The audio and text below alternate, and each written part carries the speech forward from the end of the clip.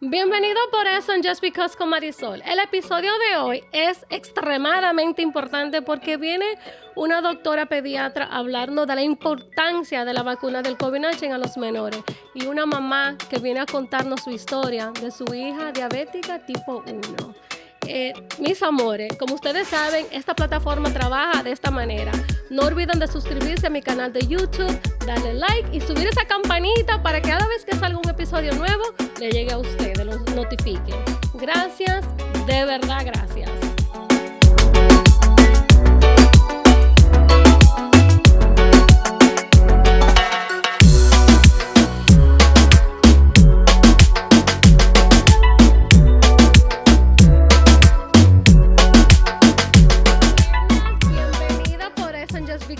Al episodio de hoy. Hola, ¿cómo estás, Marisol? Hola. Hola, Marisol, ¿cómo estás? Bien, aquí le tengo a la doctora Polanco que viene a darnos una información y nos va a hablar acerca de los mitos, la pregunta, la inquietud de que sí, de que no se puede, no debo, de la vacuna del COVID-19 a los niños menores de edad. Aparte de que aquí tengo una mujer hermosa, Argentina, gracias por estar aquí. Argentina, tú no vas a concientizar a los padres de, tú tienes una hija que fue diagnosticada con diabetes tipo 1 a la edad de 6 años. Sí.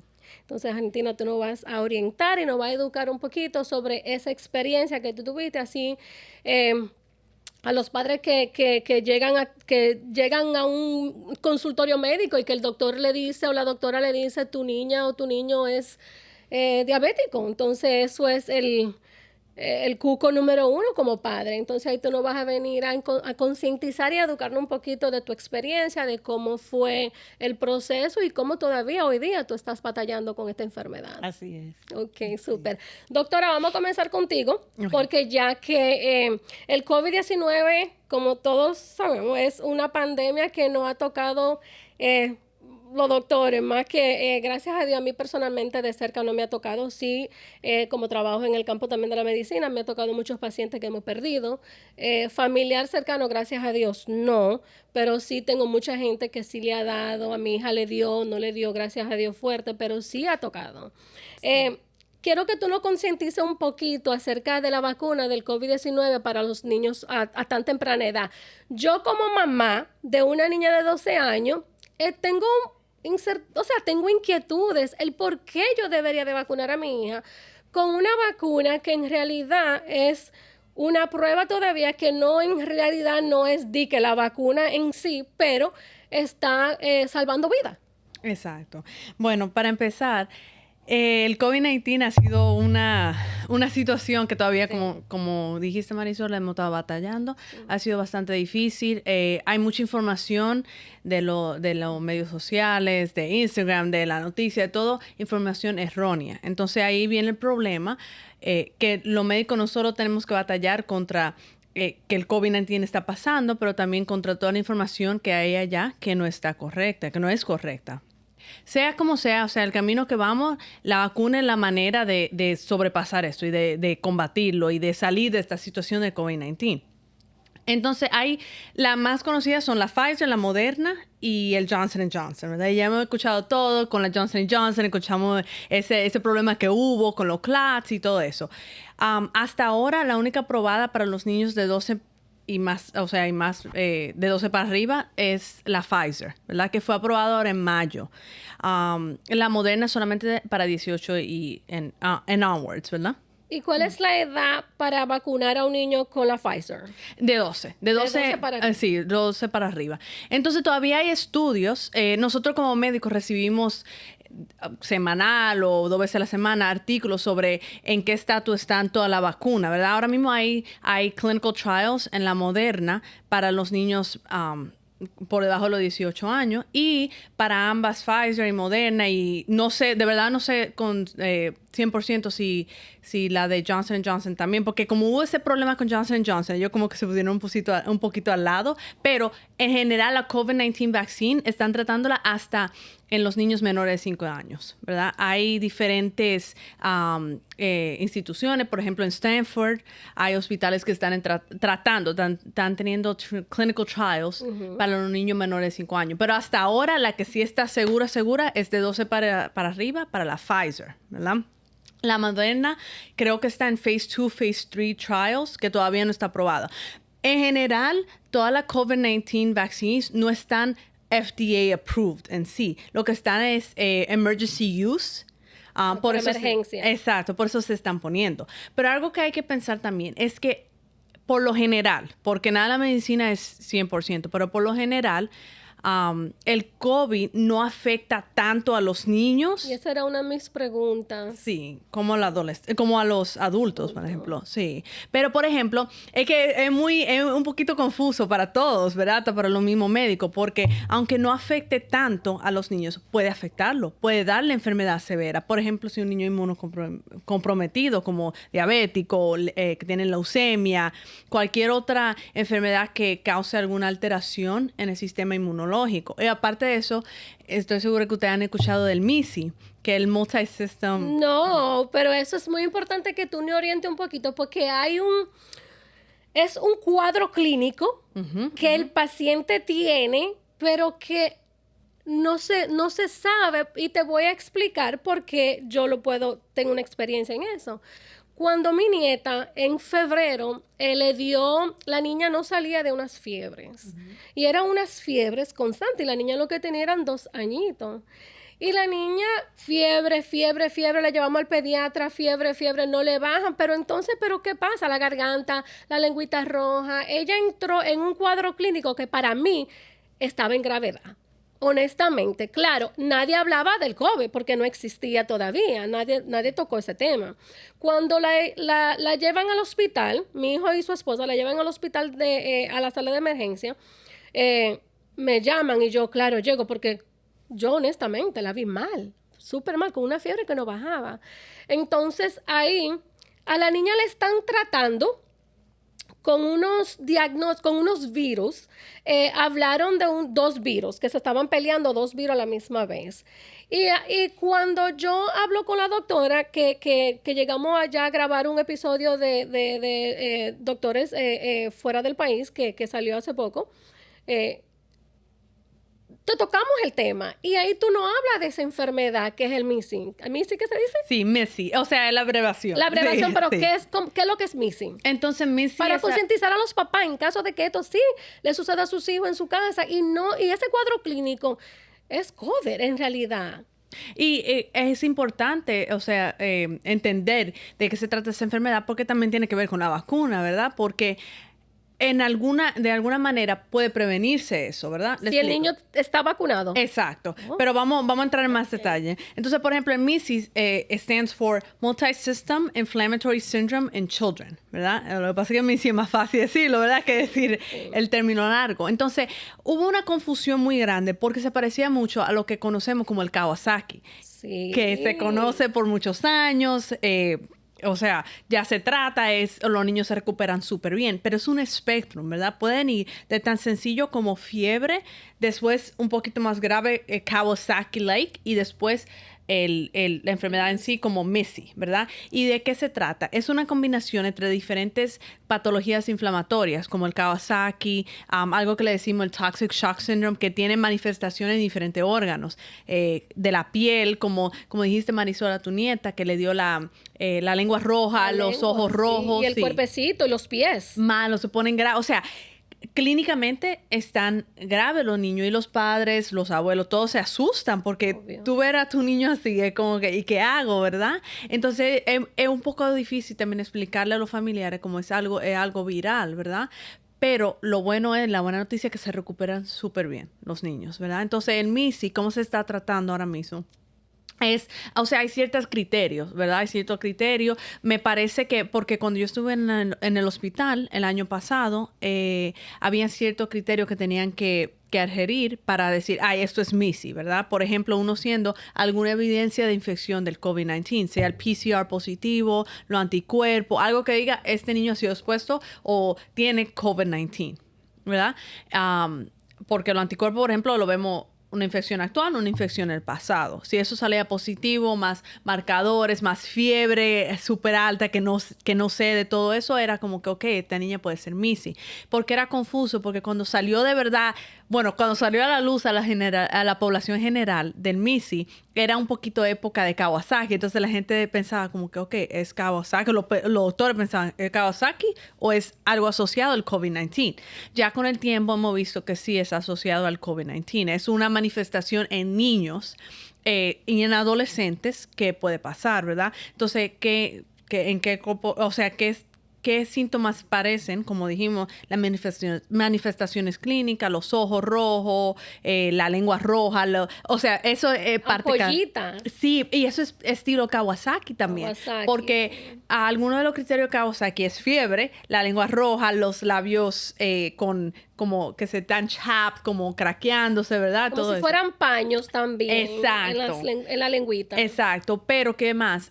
Por ejemplo, los niños con MIS-C pueden tener vómito, diarrea, dolor estomacal, o sea, muchísimas manifestaciones así. Yo pude ver uno en la clínica donde yo estoy ahora y vi como 2 o 3 en St. Joseph, cuando yo estaba haciendo terminando la residencia, que COVID acababa de empezar, ¿verdad? Entonces, ¿cómo se ven? Se ven graves. O sea, por ejemplo, el niño en la clínica era en el piso, hubo que llamarle la ambulancia, estaba grave. Era un niño como de 5 años, ¿verdad? Entonces, lo admitieron y todo eso. Pero lo bueno es que el tratamiento que tenemos, así como el Kawasaki, funciona bastante bien, ¿verdad? O sea, le damos esteroides, le damos IVIG, que son inmunoglobulinas por la sangre, y le va tremendamente. O sea, no es como el COVID del adulto, que es más respiratorio. Entonces, ¿por qué hablamos de eso? Porque hay un espectro tan grande de manifestaciones del COVID en niños y adolescentes, ¿verdad? Todo el mundo por debajo de los 18 años. Le puede dar el MIS-C o le puede dar cosas respiratorias, que es más común en los niños ya de edad de elementary school, como de 8 años, o los adolescentes. A los niños pequeños le tiende a dar más como MIS-C. Le da a veces congestión o son asintomáticos y no tienen ningún síntoma. Entonces, mi opinión, o sea, como mi opinión profesional y mi opinión por todos los artículos que yo he leído, por la experiencia que he tenido con los pacientes, ¿verdad? La vacuna es una manera de no solamente proteger al niño, porque, ok, tal vez a tu hijo no le toque la versión severa, pero ¿y si le toca?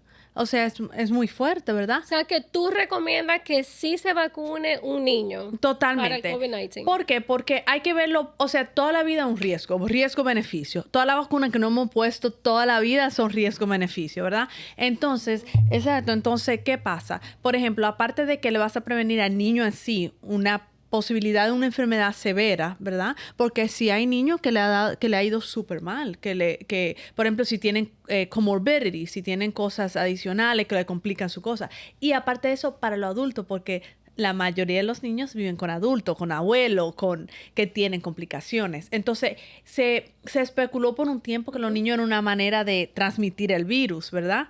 Después, no, que un artículo dijo que no se transmitía. El punto es que no se sabe. Entonces, si no podemos proteger. Lo que le da miedo a los padres, que yo entiendo, es un miedo legítimo, ¿verdad? Le da miedo porque no se conoce, ¿verdad? Pero la ciencia ha avanzado tanto, sí, ¿verdad? Que como bien. Que, o sea, ok, ¿qué es peor? Hay lo desconocido, ¿verdad? O lo que sabemos que va a pasar, que pueden morir las personas, ¿verdad? Y los niños también.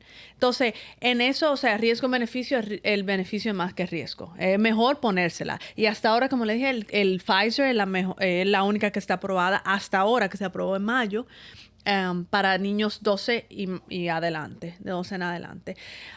Como toda vacuna, la vacuna HPV, del Human Papilloma Virus, el HPV. Eso fue un grave, porque los pediatras se lo ponían a los niños y los niños le daban, como dicen los dominicanos, un patatú. O sea, se tiraban, o sea, se desmayaban y todo el mundo estaba como, ¿qué le estamos haciendo a estos niños? Después se supo con el tiempo que, ok, ya, o sea, le da un desmayo y ya. Y es normal, algo normal dentro de lo que de esperarse, ¿verdad? O hay otras vacunas, por ejemplo, el DTaP, que se lo hemos puesto estoy segura que si sus hijas están vacunadas, ¿verdad? Sí. Es la difteria, tétanos, pertussis. Sí. A algunos hasta le daba una fiebre, una encefalitis, todo son riesgos, pero es más fácil controlar un posible riesgo que la muerte, ¿ya? La muerte pasa y pasa. No se puede. Exacto. Y tú entiendes que esta vacuna que tú estás hablando, que es la Pfizer, que es la que se está poniendo ahora, se está hablando de una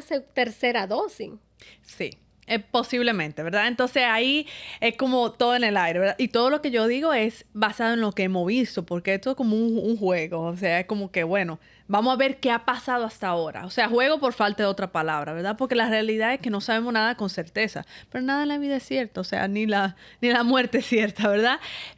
Pero sí, se habla de una tercera dosis. No ha estado aprobada todavía, pero como el flu. El flu, nosotros necesitamos boosters, el flu se va, ¿verdad? Sí. Si eso pasa, bueno, yo soy testigo, yo me puse la Pfizer y yo, gracias a Dios, me fue súper bien. Yo me puse la Johnson & Johnson y duré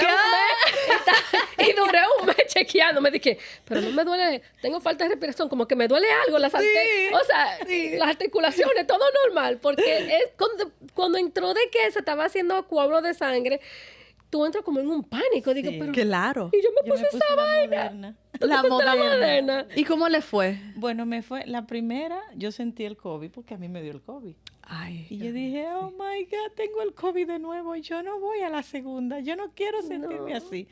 Pero era haciendo como anticuerpo de nuevo. Exacto. Y ya la segunda esperaba una reacción y no pasó nada, todo bien. Y también es una de las preguntas que tengo, una de las, se está hablando de, y vuelvo y digo, la gente, los padres, estamos como en eso de que sí, de que no, porque se escuchan muchos mitos de que si le pongo la vacuna a mi hijo o a mi hija, va a quedar estéril, que no puede embarazar, que en un futuro... O sea, háblame de eso, doctora, porque yo me imagino que en el consultorio suyo tiene que llegar varias mamás haciendo la misma pregunta porque se está hablando. Claro, no. Y entonces eso fue algo como médico a mí me indignó, porque yo dije, Dios mío, o sea, y no es culpa de la población general, es culpa como de cómo la información se está dando, ¿verdad? Entonces eso frustra porque uno dice como que, Dios mío, o sea, uno tiene que entonces no solamente convencer a un padre que tiene su duda, o sea, que la entiendo, ¿verdad? Claro. Pero aparte un padre que tiene información errónea, ¿verdad? Entonces lo que pasó con eso de la fertilidad fue que hubo un médico, ¿verdad? Que en realidad fue como que, no, él se levantó ese día y dijo, yo quiero decir esto, pero sin pruebas, sin estudio. Y como médico a nosotros nos entrenan. Usted dice... Esto es así, por lo experimento, por lo clinical trial. Exacto. Tú no puedes decir porque te levantaste hoy y te dio el deseo de decir eso. Exacto, conocimiento o lo que uno ha visto en clínica o en los research, ¿verdad? Bueno, ese médico se decidió, decir que no, que hubo una de las muchas proteínas, ¿verdad? Que tiene la placenta, que se parecía a una de las proteínas de la vacuna. Pero ojo, o sea, hay millones de proteínas en la placenta, en la vacuna y todo. O sea, porque son como miniature, ¿verdad? La parte más principal de la vacuna es el spike protein, ¿verdad? Pero cuando tú ves la code, o sea, como lo hacen y todo, pero un tercio de esto, o sea, es más complicado que eso. Bueno, él decidió que porque había más o menos una similarity entre la placenta y la vacuna del COVID, él decidió decir por Facebook. Pero muy fuerte. Sí, wow. Y fue por Facebook que empezó que iban a quedar estéril. Yo dije, bueno, todos los médicos se embromaron porque no todos tenemos hijos todavía. Yo soy una que no tengo hijos todavía. Entonces, ¿qué pasa? Él lo puso por Facebook. Cuando Facebook quiso quitarlo, ya era muy tarde. Ya lo que está en internet. Eso fue por Instagram, por todos los medios sociales. Incluso hay muchos artículos que están abiertos a la población, o sea, que lo que están escuchando de podcast lo pueden buscar también, ¿verdad? Que dice, no es cierto, eso no es un fact, eso no es algo que se hizo el experimento y se vio. Incluso cuando se hicieron los clinical trials con la vacuna del COVID, hubieron mujeres que quedaron embarazadas por casualidad, que se la pusieron y dio la casualidad y tuvieron su parto bien, todo bien. Entonces, no es un fact, no es que eso va a pasar. Pero si todavía tienen el miedo, ¿verdad? Que como que ya lo dijo y se metió eso en la cabeza, piénsalo, es un booster. O sea, si de verdad te da miedo, pues no se lo pongan el año que quieren que tengan, o sea... Y si yo decido ponerle la vacuna a mi hija, yo le llevo a mi pediatra, ¿quién es que decide qué vacuna se le va a poner? Yo llego y digo, doctora, yo quiero ponerle la Johnson & Johnson a mi hija, o el doctor o el pediatra es que decide, mira, te vamos a poner la Pfizer, te vamos a poner... Sí.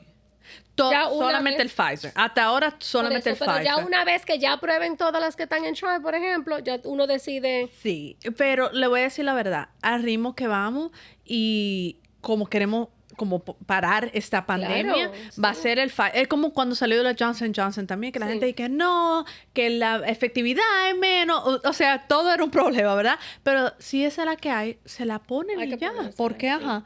¿Qué vamos a hacer, verdad? Exacto. Entonces, por eso estamos aquí hoy concientizando a los padres de que sí se debe vacunar a los niños de 12 en adelante con la Pfizer. Incluso, Marisol, por ejemplo, usted sabe que, no sé si ustedes escucharon de eso, del measles outbreak que hubo hace unos años en Nueva York y todo eso, ¿verdad? Measles era una enfermedad estilo polio que casi se había erradicado por todo por todos los Estados Unidos, porque el polio ya no se ve, ¿verdad? No. Entonces, yo entiendo que el miedo, yo entiendo que como seres humanos, como hasta incluso como minoridades, nosotros no tememos, ¿verdad? Tememos que nos van a hacer daño, ¿verdad? Entonces, se lo dejaron de poner y por eso hubo un brote de measles, algo que no se había visto en años aquí. Entonces, vaccines, o sea, the way to go. Vaccine. Y también se dice que la tasa de hospitalización en los niños es, ¿qué porcentaje?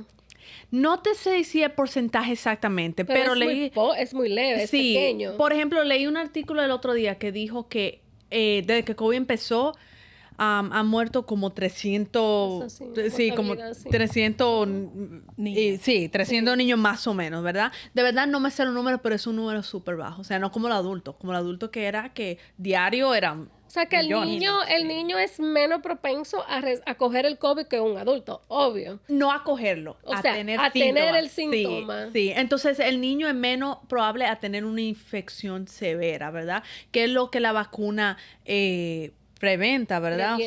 Previene, como por ejemplo una infección severa o hospitalización, estilo el flu. El flu no es que, hay mucho, yo no sé si te ha pasado, Marisol, o a usted con su niña, ¿verdad? Pero, por ejemplo, estoy segura que le pusieron la vacuna el flu y le dio el flu, ¿verdad? Sí, pasa mucho. Y entonces los papás dicen, ay, no, es que no funciona. No es que no funciona, es que le disminuyó la probabilidad de que sea una infección que lo tengan en el hospital o que lleva a la muerte, por ejemplo. ¿Y tú crees, porque otra vez vengo y digo como mamá, que tú crees que esto va a ser como una vacuna mandatoria una vez que septiembre llegue y el año escolar y el niño tenga que regresar otra, porque muchos de los niños todavía están en clases virtuales, pero ya en septiembre, con Dios mediante, como ya esto se está parando, que estamos llegando más o menos a la normalidad, ¿tú crees que esta vacuna se va a volver mandatorio? O sea, que si yo no le pongo la vacuna mía, mi hijo no puede llegar a la escuela. A los niños grandes, o sea, a los adolescentes. ¿Por qué? Porque ya lo están haciendo para algunas universidades. Oh, sí. No sé con certeza, pero he escuchado, porque todo es un rumor ahora, ¿verdad? En Rutgers, por ejemplo. Sí, mi hijo está en Rutgers. Y se lo pusieron. Sí, entonces Rutgers es mandatorio. Lo están pensando poner para viajar. Entonces, un papá no va a dejar viajar con su hijo. Sí, pero no no tanto para los niños. El miedo de los científicos es que si no se lo ponemos a los niños, eso no va a parar. Porque como quiera van a ser un vector de transmitir el virus. Claro. Y ahora con los variantes y todo eso van a decir, o sea, si ellos lo siguen transmitiendo, vamos a tener ciclo vicioso, ¿verdad? Claro. Entonces hay que parar. O sea, esto tiene que parar. Hay que buscar una manera de pararlo. Y ya que aquí estamos con Argentina, que nos va a hablar también acerca de su hija que fue diagnosticada con diabetes tipo 1 a los 6 años. Como tú acabaste de decir anteriormente, que cuando hay una enfermedad que compromete, por ejemplo, tu niña, que es diabética, hoy tiene 13 años, pero es diabética. ¿Cómo fue tu reacción una vez? Porque también, ya que a ti te dio el COVID en la casa, ¿quiénes más lo tenían en la casa? Ella tuvo síntomas. Wow. Ella le dio el COVID, pero fue asintomática. Oh, wow. Yo tenía mucho nervio cuando el COVID comenzó por la condición de ella. Vamos a entrar de lleno en la condición de ella, pero más por la vacuna, sí. Y resulta que salimos positivos, mi esposo y yo.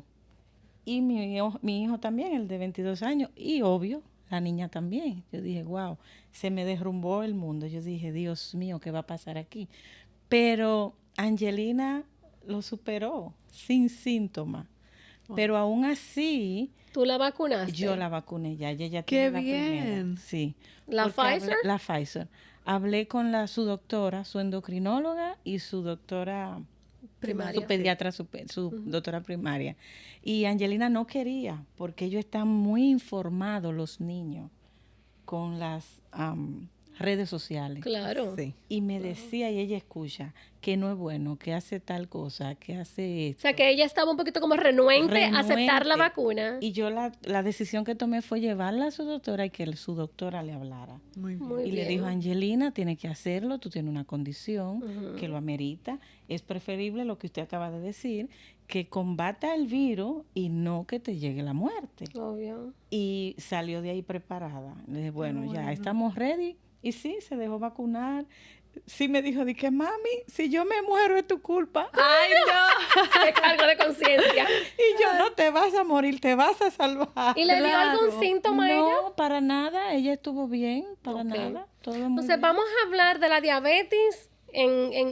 Se puede llamar diabetes infantil o diabetes, bueno, vamos a decir diabetes tipo número 1. Exacto. Doctora, ¿qué es la diabetes para concientizar a los que están escuchando, los que están viendo este podcast, o sea, en los menores de edad? Ok, entonces, algo que es importante como distinguir, ¿verdad? Es que hay el tipo 1 y el tipo 2. Pero la gente, o sea, en general, lo que vemos del tipo 1 en los niños, el tipo 2 lo vemos ya en los adultos, pero no siempre, ¿verdad? Porque, ¿qué vemos en este país mucho? La obesidad. Sí. ¿Verdad? Entonces, el tipo 2 diabetes tipo 2 está asociado más a la obesidad. Entonces, ¿qué estamos viendo más y más? Diabetes tipo 2 en los niños, ¿verdad? Y hay un overlap. Entonces, el tipo 1 y el tipo 2 como que se mezclan en algún punto, ¿verdad? ¿Qué hace la diferencia? Es el mecanismo de acción, ¿verdad? Y ya eso me imagino que usted hasta sabe más que yo misma, Dios ¿verdad? mío. Sí. Uno se vuelve Experto. No, yo admiro muchísimo Entonces, a los padres. ¿cuándo es el tipo 1 y cuándo es el tipo 2? Entonces, por ejemplo, hay a veces manifestaciones clínicas, ¿verdad? Que son un poquito diferentes. No sé si su hija en algún momento ha pasado por el DKA, diabetic ketoacidosis, que a veces es la manera en la cual se diagnostica. O sea, o mejor dicho, ¿cómo diagnosticaron a su hija? Bueno, Esa era mi pregunta. Sí, eso fue. ¿Cuándo te diste cuenta que algo andaba mal con tu hija, primero que todo? ok, la niña a sus 6 años, un día normal, dijo que se sentía mal, que no quería ir a la escuela. Y pensábamos que era cosa de niños, travesura de la que ellos hacen, que no quieren ir a la escuela un día. Y yo dije, no, hay que prepararte, tienes que ir a la escuela. Y resultó que la vi tan insistente que no se sentía bien y la noté pálida, muy pálida, Ya. como si estuviera deshidratada estaba. Entonces mi esposo fue el de la idea. No sé de dónde le surgió, de verdad, porque yo no había bregado con esa situación, ni él tampoco. Y dijo, le voy a medir el azúcar a la niña. Y yo me quedé como, ¿qué? Porque tu esposo es diabético. Él es diabético. Y él le midió el azúcar y la tenía en 700. No, pero eso fue... O Casi sea, un coma. sí. Wow. Y yo eché un grito. Y él me dijo, no te desesperes, vámonos rápido al hospital. Claro. Y la niña, fíjate, con sus 6 años, me dijo, mami, estate tranquila, todo va a estar bien. Ay, Dios mío. Y llegamos al San José, ahí esperamos, y ahí fue el diagnóstico. Para mí era algo nuevo. Yo no sabía nada. Aunque mi esposo sí porque ya tú tenía vienes ya diagnosticado, de tu pero esposo. era como algo normal. Con dieta se ajá. controlaba, Sí. sí. Pero esto con los niños es difícil y más ya cuando tienen una edad que ellos saben comer, quieren participar, comer dulce, es terrible. Entonces, y eso es, vamos a entrar en cuándo, o sea, cuáles fueron las señales, los síntomas que Angelina en algún momento presentó, que tú, o ella nunca presentó ninguna señal, solamente el día que ella te dijo no me siento bien. No, tenía 2, 3 días yendo al baño, haciendo mucho Frecuencia pipí. de orinar, Sí, ¿verdad? que mucha sí? frecuencia Sí. de orinar y mucha sed, tomaba Sí. mucha agua. Muy típico los Muy síntomas. típico. Entonces, ¿por qué te pregunto? Porque me parece, o sea, por lo que tú me dices, o sea, tuviera que ver los laboratorios que hicieron en St. Joseph, que tu niña tal vez estaba a punto de tener una diabetes ketoacidosis, ¿verdad? Que es muy típico del tipo 1, ¿verdad? Y así es que muchos se diagnostican. O sea, eso fue increíble que su esposo le llegó eso, eso fue... Sí, eso fue la salvó. Sí, claro, totalmente. ¿Por qué? Porque llegan al hospital ya esa fatiga, dolor de barriga, porque el azúcar trabaja en todos los órganos, ¿verdad? Yo tengo varios que lo voy a mencionar, doctor, y corrígeme o agregar. Se dice que las señales y los síntomas frecuentes en una diabetes en un niño es orinar, frecuencia de orinar, se orinan en la cama a veces, Sí, ser extrema, hambre extrema, pérdida de peso rápida, debilidad, fatiga y irritabilidad, como que se enojan Sí, fácil, cuando tienen los náuseas, niveles altos. vómitos y visión borrosas. sí. O sea, algo más que se puede agregar, porque yo sé que hay varias cosas, porque era tan larga la lista, pero esos son uno de los síntomas. Y yo también puedo agregar, no es que yo soy diabética, pero mi papá, me acuerdo, ya mayor, un señor de sus 60 y pico de años, 70 me parece que ya tenía, un día de repente, él llega de su trabajo, no 60 y pico, llega de su trabajo y él le dice a mi mamá, yo no me siento bien, yo siento la visión borrosa, he estado orinando mucho, no es, o sea, era algo como no era normal de él. Y mi mamá le dice, pues vamos a ir al médico porque tú tienes que ir al médico, porque eso no es normal. Van al médico y la azúcar estaba casi en 600 y pico. No era tipo 1, ya era tipo 2 porque no fue nunca en insulina. Pero esos son prácticamente en adulto y en el niño, es prácticamente los mismos síntomas. Muy parecido. Muy parecido, ¿no? Sí. Entonces viene tu doctor Argentina y le diagnostican a la niña con esta enfermedad que es, y más una niña de 6 años. O sea, Muy duro. ¿cómo tú reaccionas? ¿Cuál es tu proceso a seguir? ¿Cómo tú vas a lidiar con esta niña? ¿Y cómo se le explica a la niña que el cambio de vida va a ser ahora mismo totalmente diferente? Bueno, tenemos que volvernos matemáticos Sí. porque hay que contar los carbohidratos que ingiere. Ujú. Promediarlo con el nivel de la glucosa en el momento que tenga. Y se ingiere, tiene que llevar una dieta estricta, que es donde se lucha bastante por ser niño. No quieren Claro. acogerla, no quieren, se resisten. Ella, por ejemplo, me decía, ¿por qué me pasó a mí? ¿Por qué a mí? O sea, estaba resignada, o sea, Sí, negada. a negada. aceptar. Y el contar los carbohidratos es duro, porque ellos no quieren, ellos no aceptan, ellos comen ahora, entonces le provoca hambre. Ujú. Claro. Los niveles del azúcar le provoca hambre, ya sea alta, ya sea baja. Y lo que quieren es comer lo que no deben. Y esa es una lucha constante que no termina, porque los dos casos son malos. Si está muy baja, a ella le ha bajado hasta 40 y también es malo. Y le ha subido a 600 y 700 y también es malo. Claro. Entonces es una lucha constante, es muy fuerte, pero hay que estar ahí para Y comer. Angelina está usando insulina desde que la diagnosticaron. Sí, es dependiente. La diabetes tipo 1, ¿verdad? Es doctora? dependiente. Es dependiente de insulina todo el Sí. tiempo. Y Ella perdón, sigue. tiene su pompita puesta. Ok. Muy bien. Después de un año, los padres somos probados. Los seguros médicos le aprueban la pompa, que es lo que más ayuda, es después de un año que ellos entienden y ven que uno sabe manejarlo manualmente, el caso, contando los carbohidratos, una tabla de números, con el target que ella lleva, de acuerdo a la edad, el nivel que debe de estar la glucosa en ella. Entonces, cuando ya le ponen la pompa, ya es un poco más fácil, porque ya la pompa misma hace el conteo y cada 1 hora le va mandando poquito de insulina al cuerpo para que cuando reciba la cantidad máxima, que es cuando come, no sea tan impactante de repente. Sí. Entonces, Pero todo eso, ahora yo se lo digo ya con la experiencia, pero cuesta Claro, aprenderlo. me imagino, duro. Dios. No, y es que es todo, porque por ejemplo, para su niña adolescente, entonces las hormonas también afectan la glucosa, entonces eso es algo como que todo tiene que ser un balance, como matemática, como Sí, usted dice, sí. Y también es malo cuando se sube y es malo cuando se baja. baja. Exacto. Entonces, ¿cada cuánto tiempo tú le tienes que hacerle la prueba con el pinchito que tiene que sacar la sangre y checarle, medirle el nivel de azúcar, la glucosa a la niña? Antes de tener la pompa se le hacía 7 y 8 veces al día. O sea, que una niña de 6 años, tú tienes que puncharla Sí. 6, 7 veces al día. Las orillitas de sus deditos se vuelven Como calos. duritas, Ah, sí, sí. calos. Después de la pompa es menos, 3, 4 veces. Pueden ser ya hasta menos, porque la pompa va calculando, pero hay que hacerle como quiera. Y una de las cosas que es duro en esto también es que jamás yo he dormido normal en la noche.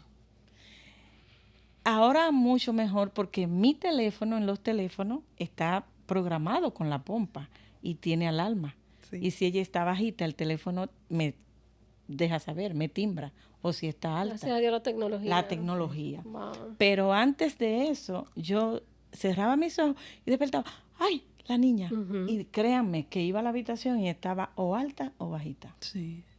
¿Y cuál es el nivel normal de glucosa para un niño? O sea, que de 60 a 80, de 100 a 110, ¿cuál es el nivel normal? El target de Angelina es 120. Sí. O sea, que 120 es normal para ella. Sí. ¿Y hasta cuánto le ha subido ya con la insulina, con la pompa? ¿Cuánto le ha subido en algún momento donde la alarma te 600. suena? ¿En serio?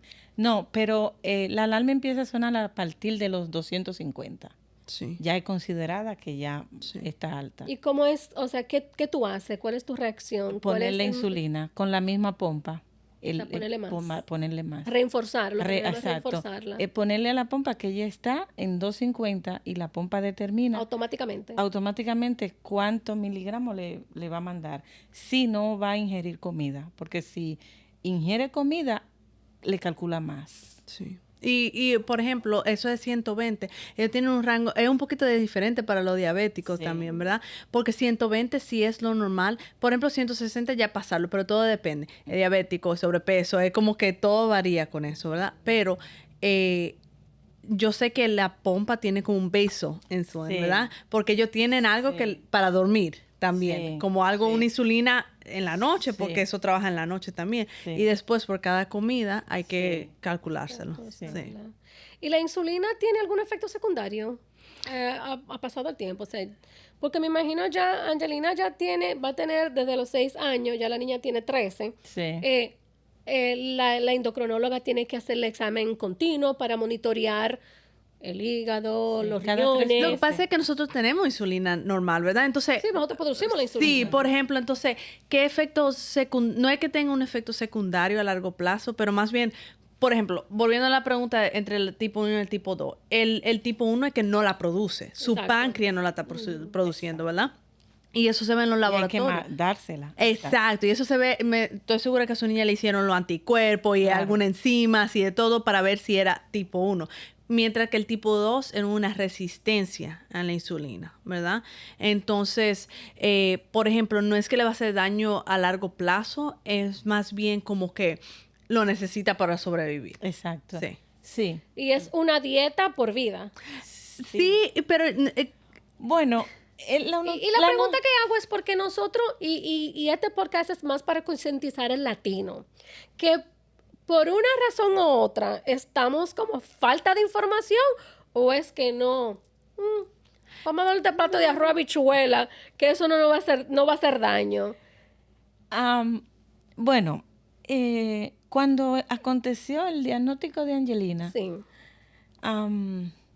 Yo pensé que si yo no le daba carbohidrato a comer, ella no ingería carbohidrato, todo iba a estar bien. Uh-huh. Y así no había que ponerle insulina, porque yo tenía ese mito de la insulina. Yo decía, no, esto me la va a acabar más rápido. Y yo no le estaba dando al principio carbohidrato. Y cuando fui con sus doctores, soy la endocrinóloga, nutricionista, su doctora general, me concientizaron, me dijeron, fíjate, ella necesita la insulina, porque que ella no la produce, su páncreas se paralizó. Por una forma u otra, su páncreas se paralizó y ella necesita eso. La insulina para los niños, la diabetes tipo 1 es la vida, porque es lo que ellos necesitan. Entonces, la nutricionista dice que ellos pueden comer porque ellos necesitan el carbohidrato. Están creciendo para su cerebro, ¿sí, doctora? Totalmente. Entonces, lo que tienen es que comer con conciencia. Pero ¿cómo tú a un niño es difícil, es una educación, es una disciplina. Pero es como yo creo que muchos padres también tienen el miedo, como, no, es por lo dulce, por eso fue. Y no es eso, ¿verdad? Por lo dulce tienen su carbohidrato. Pero, por ejemplo, hay algunos padres que yo lo he visto en los pacientes míos, dicen, no, hay que yo le quite todo, bizcocho, todo helado. No, es una niña, o sea, ella necesita poderse comer su bizcocho, pero es hacerle entender. Y los niños son increíbles, son tan inteligentes, estoy segura de su niña, así que ellos dicen como que, ok, yo sé que hay un límite, pero ellos saben, yo puedo comerme ese pedazo. Y a ver, se pueden, es todo un número. Como si ella come ese bizcocho, por ese pedazo de bizcocho, ella sabe que no puede, tal vez, tiene que darle suave los carbohidratos en la noche porque ya usó mucha insulina en ese momento. Y a un cumpleaños y no puede comerse ese bizcocho. Yo la dejo que se lo coma y le mando y le calculo su carbohidrato y le mando su poquito de insulina que necesita porque tiene que vivir. Claro. Tiene que participar, no la puedo aislar por la condición. Sí. Y es difícil, pero se puede. Pero se puede, y ellos entienden, o sea, eso sí que yo sé, porque a nadie le gusta sentirse diferente, ¿verdad? Entonces, y hay tantas cosas que vienen a veces también los diabéticos, por ejemplo, tipo 1, tienen enfermedades con el estómago, como celiac, o tienen vitiligo, o sea, sí. No sé si su niña tiene eso. Sí, le ha estado viniendo, pero como que se ha controlado. El vitiligo, sí. O sea, ya tiene las manchitas. Sí. Porque es autoinmune. Entonces, la tipo 1 y entre la tipo 1 y tipo 2, por ejemplo, tipo 1 es más autoinmune. Entonces, está asociado con mucha otra cosa autoinmune. Sí. Pero se puede, lo bueno es que se controle, ¿verdad? Y lo bueno es que todo en exceso hace daño. De verdad, nosotros todos los seres humanos debemos comer con conciencia. Lo que pasa es que no lo hacemos. Sí, y cuando ese arroz, esa habichuela y más, hay un con conciencia. Pero eso es lo bueno que ellos pueden, pero entonces uno mismo, como adulto, uno dice de que, ay, no, es que esta arroz está demasiado bueno, va a comer el plato entero y otro más, ¿verdad? Pero ellos pueden. Lo que pasa es que es como que tienen que madurar un poco y madurar un poquito más rápido tal vez de lo que queremos. Exactamente. Sí. Y doctora, ¿cuál es el nivel normal de un A1C? Menos 5.7. Menos de 5.7. Entonces hay un rango entre 5.7 y 6.4 de prediabetes. Pero ese es niño. ¿O en adulto? No, también los dos. ¿Es lo mismo en adulto y en niño? Sí. ¿Cómo tú le monitoreas el A1C a la niña? Le hacen su sangre, ¿no? Cada 3 meses le hacen su sangre. Entonces menos, usted sabe hasta más que yo de eso, ¿verdad? Pero menos 7.5 es como el target de su niña, ¿verdad? Sí, claro. Bueno, el año pasado, por la pandemia, sabemos que fue un descontrol en todo el mundo. En todos los hogares, todo el mundo. Ella le subió a 14 el A1C. Wow. Pero el hospital se portó muy bien. Lo que hacían era que teníamos visitas virtuales semanal. Entonces ahí programaban la pompa de la insulina, era más riguroso el tratamiento, lo que yo le daba de comida. Y le fue bajando. O sea que el A1C3 se monitorea cada 3 meses, pero tú lo controlas en la alimentación. Sí. Porque lo que te dice la hemoglobina. Sí, el hemoglobina A1C lo que te dice cómo han estado tus niveles de glucosa en 3 meses, exacto, ¿verdad? Por eso que se monitorea cada 3. Entonces, como que, aunque quieran engañar, y que los niños, que no, que yo me he portado súper bien esta semana, pero ya en 3 meses tú no puedes mentir, tú tienes que ver, tú sabes. Porque es como niño al fin. Y la pompa que le conectan se escanea todo el dato ahí. Y ellos pueden ver Increíble, qué desde los chulo. 3 meses cómo ella ha estado esta semana completa, todo, ellos lo pueden ver. Sí. Qué bien. Entonces ellos, bueno, por lo menos ahora con la pompa es todo súper diferente, ¿verdad? Pero ellos chequean sus niveles como en todos esos meses, como, corrígeme si estoy equivocada, pero por ejemplo cuando yo hice la rotación, ellos hacían una gráfica, ¿verdad? Entonces Sí, tú lo así ves es. como lo puto Súper alto, sí, alto, así. En el mismo teléfono. lo Y puede el, ver, y el claro. mismo doctor y el padre dice, concho, le ha estado alto todo el día. Sí, pero se monitorea porque mientras tú tengas un control de glucosa, la hemoglobina así va a estar bien. Sí. Yeah. ¿Y cómo tú te manejas cuando Angelina ese día está mal, el azúcar, la glucosa está altísima? Porque me imagino que ella entra en un nivel de depresión, de ansiedad. ¿Cómo, como mamá, cómo tú te manejas? Wow, tremenda pregunta. He tenido que aprender. He tenido que conectarme como conmigo misma y con ella, porque ha sido muy necesario la paciencia. Porque hay momentos, por ejemplo, cuando la glucosa está alta, el carácter de ella es diferente. Y esos son uno de los síntomas. Y he tenido que saber discernir que es por la situación, cuando es por la situación de su condición o es por la edad O y me está chantaje. haciendo un chantaje o malcría esa. Sí, sí. Entonces he tenido que discernir en eso. Y cuando he captado lo que realmente es, que es por la condición, tengo que ser madre para poder lidiar con la situación. Cuando le bajan los niveles, entonces ahí entra en depresión. Y también ahí tengo que lidiar. Pero lo más difícil es cuando la tiene alta. ¿Por qué? Y he sufrido mucho en la escuela porque no entienden y no saben. Y eso es una de mis preguntas número Eso es muy terrible. importante. El sistema escolar, lamentablemente, existe mucho el bullying. Ella ha pasado mucho por eso. Háblame El un bullying, poquito sí. de eso.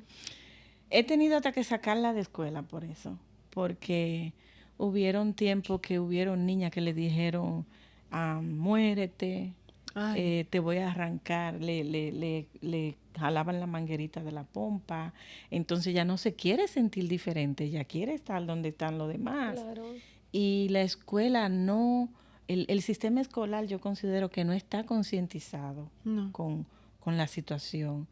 Y por ejemplo, cuando estos niños tienen los niveles altos, su actitud les cambia totalmente. Son enérgicos, es un cambio total. Entonces, el maestro o los que están a su alrededor, que no saben lo que está pasando, lo consideran ¿cómo molesta? ¿Qué pasa? Y esos son los tipos de cosas que se dan que el niño se vuelve que no lo aíslan, lo quieren aislar por el momento que está pasando, pero que ellos no saben. Nosotros como padres, lo que tenemos la situación, lo vamos entendiendo incluso después, educándonos, leyendo, yendo a charlas. Yo he ido al campamento de ellos, he estado ahí, he mirado y digo, wow, Dios mío, pero esto es un poco más de lo que uno cree. Entonces, ¿qué le digo? En mi corazón he tenido la sensación como de poder hacer algo y me alegra estar aquí en este momento porque he podido hablar un poco de lo tanto que he aprendido en este transcurrir de estos 5 o 6 años. Se dice que cuando se cuenta la historia porque ya te estás curando. Y aparte de que es interesante de que tú hables de este tema porque es un tema que a veces muchas mamás no lo quieren tocar por vergüenza, aíslan sus hijos, se aíslan ellos mismos, los padres, y no van a fiestas porque invitan a fiestas a sus hijos, no los llevan. Y es algo que es inaceptable porque el niño o la niña tiene una vida normal claro, dentro de lo que cabe y con toda la precaución del mundo, tú como mamá la debes de tener con ella y concientizarla, ya que ella ya es un poquito más grande. Hay que concientizarte de que esta enfermedad está en la esquina de tu casa, puede estar cerca de un familiar tuyo, donde tú entiendes que hay que ser, que son vulnerables. Los niños se vuelven, no tanto el niño, sino el paciente, sino también la familia. Y eso es algo muy importante cuando tú entras y buscas ayuda, por ejemplo, en grupos de los mismos que con papá y mamá que tienen los hijos también con este mismo problema, con esta enfermedad que se está lidiando, porque ya es una enfermedad que se tiene que trabajar por vida. O sea, esta enfermedad no tiene cura, pero sí tiene tratamiento y se trata, claro que se trata, y pueden vivir una vida normal. Totalmente. Entonces, en la escuela, la niña, la enfermera está concientizada de que cuando le pase algo a la niña, cuando ella ve algo anormal, su reacción, qué es lo que ella tiene que hacer una vez que la niña no se sienta bien. Sí, porque esas son unas de las regulaciones que demanda el personal que en el hospital que trata a Angelina. Yo debo de ir a la escuela unos días antes de empezar la clase, sentarme con ellos y dejarles saber cuál es la condición y se la llevo escrita, o sea, los papeles que me da, los documentos que me da el doctor, el médico, el doctor.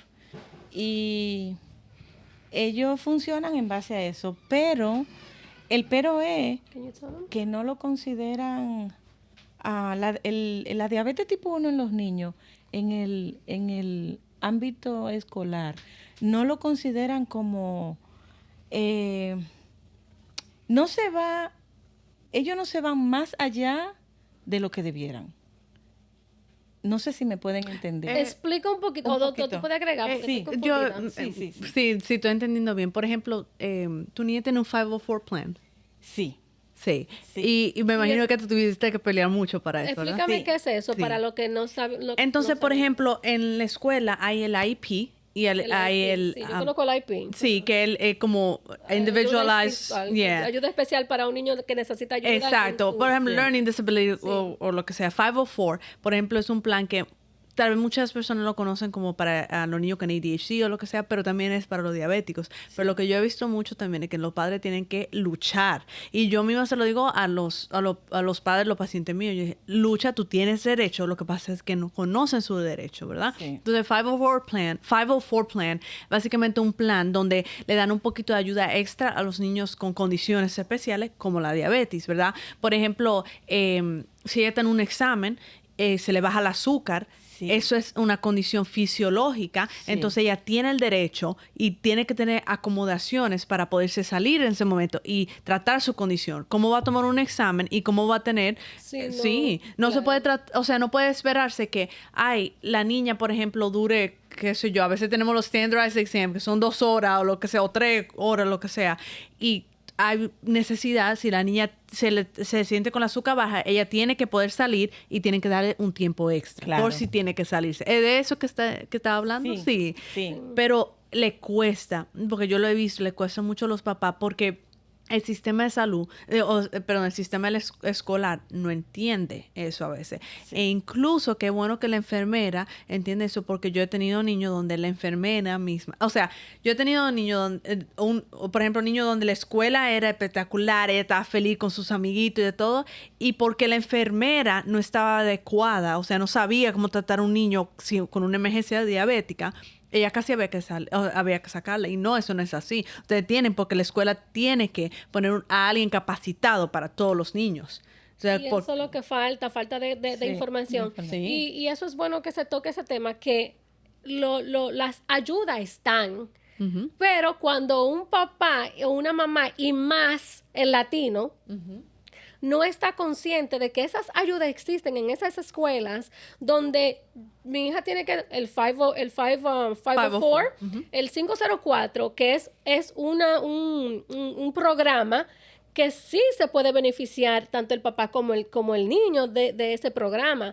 Y lamentablemente, en la escuela nadie habla de estos programas. No entiendo por qué, porque no sé si es que no le conviene o es más trabajo para el maestro, o para la social worker, o para la enfermera. No entiendo el por qué, pero papá y mamá sí existe ese programa de que sí se ayudan a los niños para eso. Creo que hemos tocado mucha información de interés. Hablamos de la vacuna del COVID-19 donde, para los niños, donde la doctora tú 100% la garantiza y deberían de ponerse su vacuna para poder parar esta pandemia. Totalmente. Y si hay dudas, que es normal, tenemos miedo, ¿verdad? Por ejemplo, como le dije, las minoridades a veces nosotros estamos predispuestos a que nos hagan daño, ¿verdad? Claro. Entonces, si hay preguntas, pregunten, porque es lo que yo le digo a los papás, sea un recién nacido, sea un bebé, porque hay después, o sea, que no nos da tiempo para tocar ese tema, pero los recién nacidos, la embarazada, lactando, de todo, hay dudas. Pregunten, que para eso estudiamos nosotros y para eso nosotros también recibimos información para darle información adecuada a los pacientes. Claro. Sí. Excelente. Argentina, gracias, de Gracias verdad. a ti. Te voy a hacer una pregunta.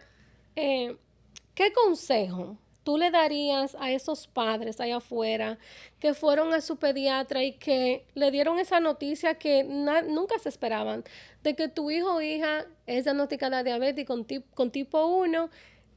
¿Qué consejo tú le darías a esa mamá, a ese papá? Wow. Muy buena pregunta. Me toca mi corazón, de verdad. Le aconsejaría que luchen por el bienestar de sus hijos, de su hijo, su hija, que no crean en ese momento que todo terminó o que viene un final oscuro, que se mantengan positivos, con fe y actuando, porque hay que actuar. Y pensando que las cosas van a mejorar, porque el diagnóstico es fuerte, pero no es de muerte, se lucha y se puede salir adelante. Ese es mi consejo, de verdad. Qué bueno. Qué Y bueno. una pregunta más, y quiero que me la conteste de corazón. ¿Cómo te imaginas el futuro de tu hija? Oh, wow. Le pido a Dios, oro ya por el esposo de mi hija, Qué bonito. oro. Wow. Un futuro brillante. Yo lo sé.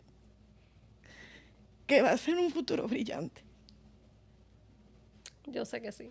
Y la ciencia de la medicina está muy avanzada, que cuando Angelina, ahora mismo tu hija lo que tiene son 13 años, y que, doctora, por favor, agrega un poquito de esto. Yo sé que esto va a ser, ella ahora mismo tiene una pompa, quizá en unos cuantos años no la va a necesitar, va a venir otras cosas mejores, otros tratamientos mejores, y yo sé que va a ser de bien. La fe es lo último que se pierde. Amén. Claro, y ella Y- es cristiana. Claro, entonces usted sabe que eso es dejarlo en la mano de Dios. Hay mucho, o sea, la ciencia, por lo menos yo, mi pensamiento, o sea, por mi personal, o sea, la ciencia y Dios van ahí mismo, mano en mano, Amén, ¿verdad? amén. Y hay muchos estudios, hay páncreas sintéticos que que están en evaluación, ¿verdad? ¿Cuándo? No sé, pero están ahí, o sea, están ya en la mano de Dios, en obra, y se va a crear. Y yo creo que a mí no me sorprendiera si en algunos años salieran con que, mira, ahora podemos implantar este páncreas y el páncreas va a ser lo que tal vez el páncreas de la niña no pudo. Sí.